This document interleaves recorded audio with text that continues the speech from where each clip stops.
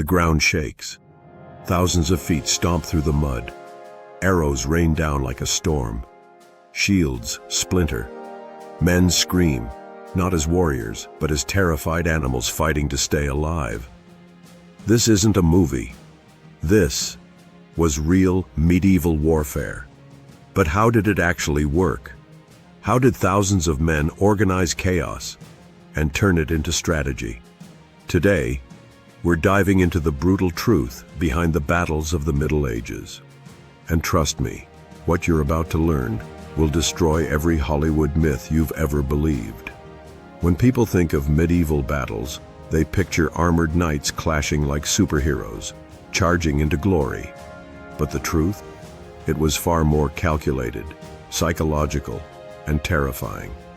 These battles weren't random bloodbaths. They were giant chess matches where the pieces screamed, bled, and died. Winning didn't just depend on strength, it depended on brains. A smart commander could crush an army 3 times his size with a single decision. One false step, and thousands could die. We're going to break down how medieval armies actually fought, how discipline, deception, and terrain shaped history. And then, we'll relive one of the most insane battles ever fought. Agincourt. A medieval army wasn't one big blob of dudes with swords. It was a living machine, built from specialized parts. At the top were the knights, the rock stars of the battlefield. Trained since childhood, armed to the teeth, riding war horses that cost more than small villages. But beneath that shiny armor, they were still human. And one mistake could make that armor their tomb. Behind them were the men-at-arms, professional killers with maces, axes, and polearms.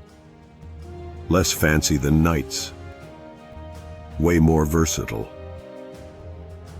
They could fight anywhere, anytime, against anyone. Then came the infantry, peasants, farmers, townsfolk, turned soldiers. Their weapons? Spears, axes, whatever they could afford. Their job? Hold the line, or die trying. When thousands of them locked shields and spears together, they could stop cavalry dead in its tracks. And then, the archers. The longbowmen of England were walking artillery. They could fire 12 arrows a minute, enough to darken the sky. Every arrow meant death from hundreds of meters away. They didn't fight fair, they fought smart. Crossbowmen in Europe were the snipers of their time, slower but deadlier. A single bolt could pierce plate armor. And when sieges came, engineers took over, building catapults, trebuchets, and towers that could crush castles. But none of that mattered without the unsung heroes, the cooks, the blacksmiths, the medics. Because an army without food, water, and gear was already defeated. Now imagine you're standing in a muddy field in France, 1415. It's cold. It's raining. You haven't eaten properly in days. And across that field, you see 20,000 French knights, each one ready to crush you. You're part of King Henry V's army. Only 6,000 of you. Sick. Tired.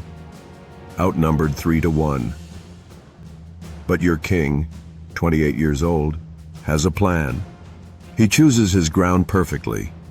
A narrow field flanked by dense woods and filled with thick mud.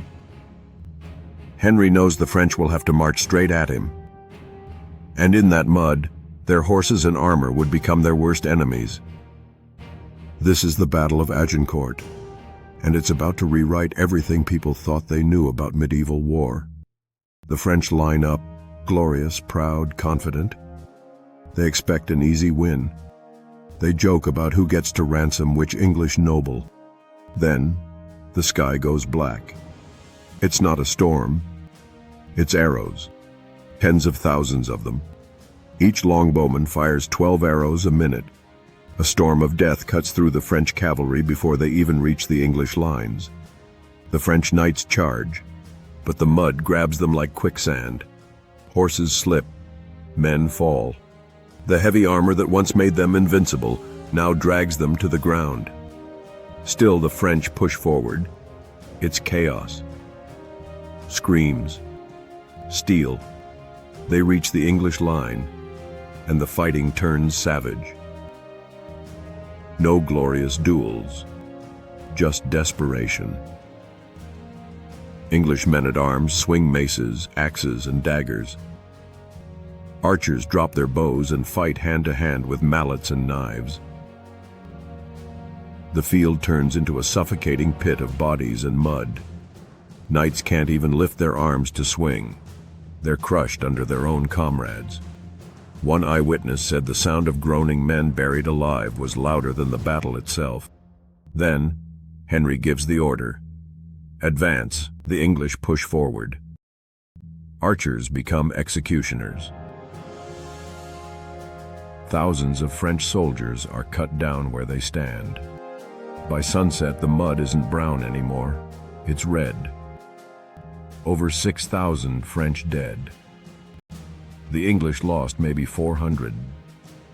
Brains beat brawn, but victory came with horror. The next morning, the field was silent.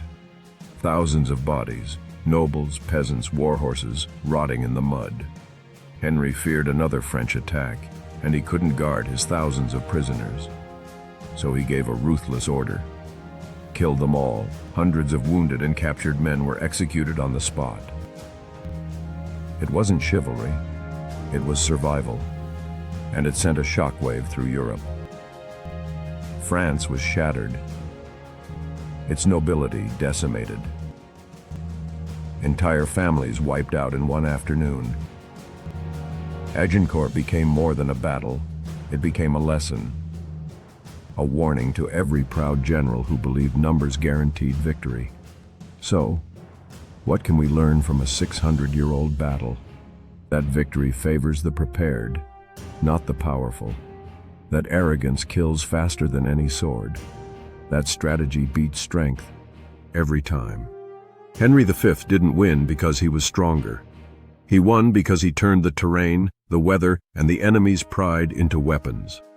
He proved that war isn't about who hits hardest, it's about who thinks hardest.